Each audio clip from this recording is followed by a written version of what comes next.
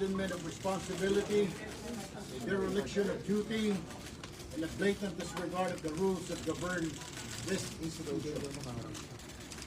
Because the Senate cannot be made to stop working simply because its presiding officer refuses to leave. Under Rule 14, Section 41, the rules of the Senate President may postpone the holding of the session after consultation with the majority leader and the minority leader. That rule was violated. This is not merely a procedural lapse. It is a direct violation of the rules of the Senate and a serious disrespect for the institution and the Filipino people. Senate President Alan Peter Cayetano should resign, as he has shown that he cannot function as the leader of the Senate anymore. Thank you. That is our joint statement of the SB 11, the minority. That was Sunday. Sir, nag-attempt po ba kayo na kontakin din? Kahit sa Manila? Secretary, yes. So sir, ano expectation tomorrow? Magkakaroon pa ba ng session o wala na? We'll be here because that's our duty. And we appeal to all our colleagues. They should attend session. It is their duty. Binabayaran tayo ng taong bayan para magtrabaho, para mag-legislate. Hindi para mag-absent lamang at magbulakbol. Sir, nakikita niyo session day na bukas. Sir, paano po tomorrow, last session day na po? Every day, ang Senate gumagastos ng 25 million sa kuryente, sa utilities, sa sweldo, pero walang session nangyari. Walang patas na na-approve, walang resolution na approve, pati mga confirmation ng mga military personnel natin hindi makukulit. Sayang ang bayad ng taong bayan. Sir, kung may Lahat violation, ito dahil lamang sa isa sa mga kasamahan nila ay nakakulong o dinampot ng PNP kahapon. Sir, parliamentary tool daw to, sabi ni SP Cayetano, para matuloy yung Blue Ribbon Committee hearing on Thursday at para di nyo daw po maagaw yung ibang committee na chairmanship, sabi po sa live niya kanina. Abuse po yan ng sinasabi niyang parliamentary rules ng Senado. Hindi po namin hinahadlangan magpatuloy ang anumang pagdinig ng komite basta nasa tamang paraan. Mabuti, binawi nila yung subcommittee. And the numbers will always speak for themselves. Habang ganito ang bilang namin, kami ang minority. Dapat siya rin, si Senate President, at ang majority, maging matapang harapin ang mandato o kakulangan ng mandato ng buong Senado dito sa floor. Ang masakit niyan, imbis na pumasok siya rito, itong si SP Alan, sa Facebook siya, pumapasok. Dito dapat siya magsalita. Dito dapat siya magsalita kung anong gusto niyang gawin. Huwag naman sa social media. so kung may violations sa rules, ano yung pwedeng gawin dun sa pag hindi nila pagpasok nila? We will be tackling that hopefully by tomorrow. Dahil the rule, and the rule says, and the Constitution says that we should be at 3 p.m. Monday, Tuesday, Wednesday, as part of working day also. With the mere fact na walang consultation. Cross the bridge when we get there, we'll see. At hinihiling po namin sa mga kasama namin na nagmamahal pa po sa Senado, nais magtrabaho para sa taong bayan. Pumasok po bukas, makita-kita tayo dito, pwedeng pagdebatihan kahit anong bagay, pwede pong pag-usapan kahit anong bagay, dito po kami magdiskusyonan. Dahil nandito po tayo para magtrabaho. Hinihikayat po namin lahat ng kasama namin na nagmamahal pa dito po sa Senado, pumasok tayo bukas, magtrabaho tayo para sa taong bayan. At Sir, kung hindi sila pupunta, sir? hinahamon ko si Alan Peter Cayetano, kung matapang ka, pumunta ka dito bukas, otherwise club ka. Sir, if they will still not show up tomorrow, mag-a-adjourn without settling anything? Tingnan natin. That's why we're appealing to our colleagues, mga kasama natin. Nagampanan natin yung ating trabaho. Pinabayaran tayo ng taong bayan. At bawat araw na hindi natutuloy ang session, hindi na mapatupad yung batas, hindi na implement yung mga dapat na Pagawang hadlan sa proseso ng Senado at mga agenda ng Senado, wala. Yung sinasabing Senate independence, ako'y naniniwala, this is actually sa dami na nilalabag rules ng Senado.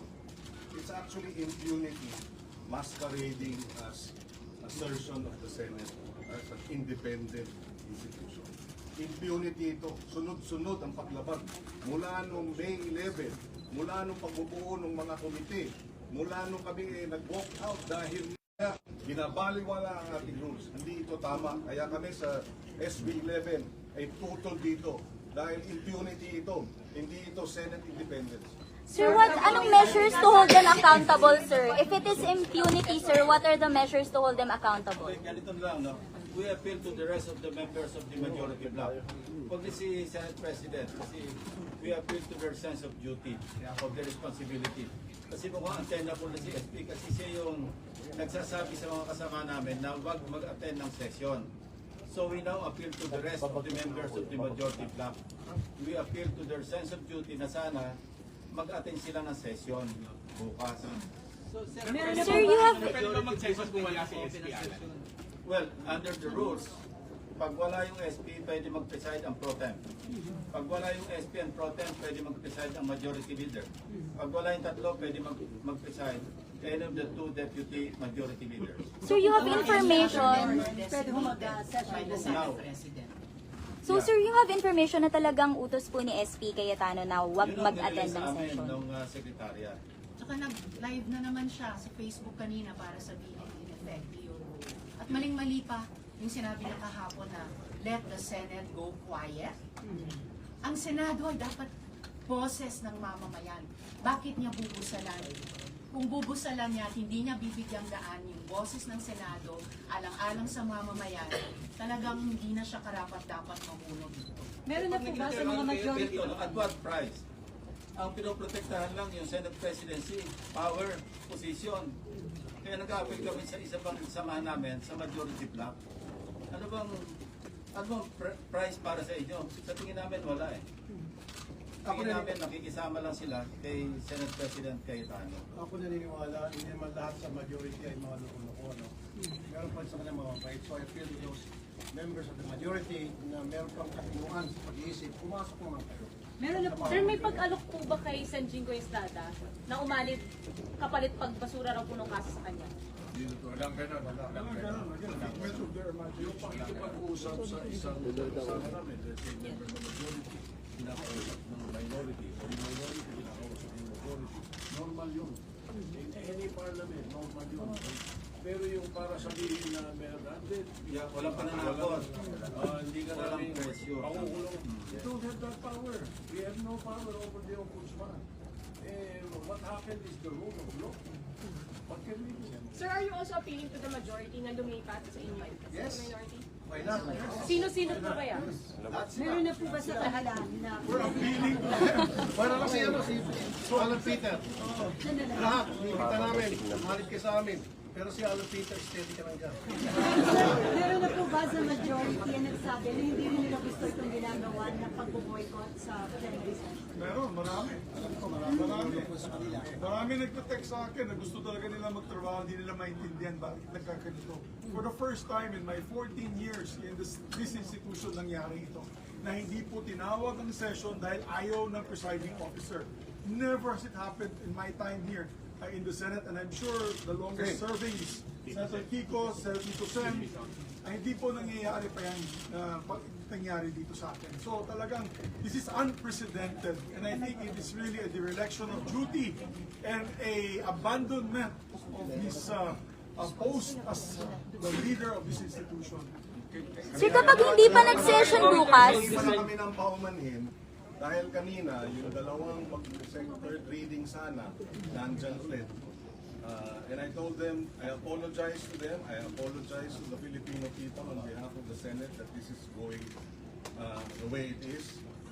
Apat dun sa 8 naka-agenda today, dapat dalawang agri-bills na makikinabang sana ang ating mga magsasaka at mga isda at yung citizenship bills. Lahat hindi na-actionan dahil dito sa abandonment of responsibility. Plus dalawang health bills, Senator plus Risa. the Carta of Barangay Health Workers at saka Anti-Hospital Detention Bill. Anti-hospital Nasa detention. amendment na. Hindi nila bigyang daan ang sesyon. para makumpleto yan para sa amin. Sa lahat, sabihin na lang natin tulong kay Ma'am Risa, sa lahat ng nasa hospital na yon na mga mahihirap natin mamamayan na hino-hostage ng hospital dahil hindi makabayad, kasalanan ni Alan Cayetano yan dahil ipapasa na sana namin ang batas na yan na ipagbabawal yung paggagawa ng ganyan na i-hostage yung pasyente. So hindi natin na ipaya. Sir, kaya lang sila hindi Calm down! Resign! Tapos dalawang araw sa...